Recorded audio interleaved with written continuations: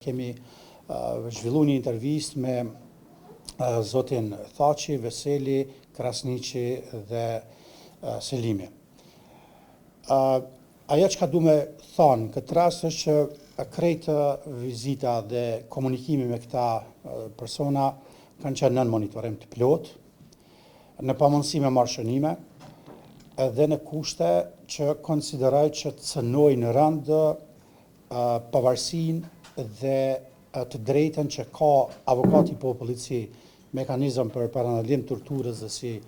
institucion kushtetues për mbrojtjen e drejtave të njerëzit të ketë çaste të papenguar në komunikim me personat që ndodhen në paraburgim.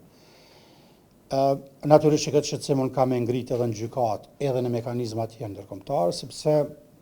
për mua brenda mandatit tim 5 vjeçar ka qenë hera e parë që unë detyrohem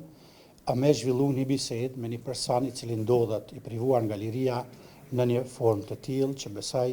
është në kundërshtim me gjitha rregullat që Këshilli i Evropës,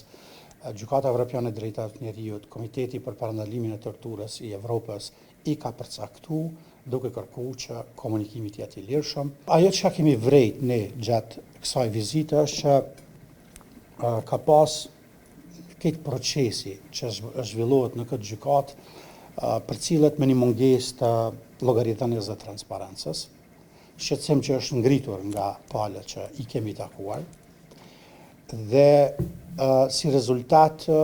i një mungese të tillë del që po cënohen parimet e kontrollit demokratik, gjë që rrit pasigurinë në publik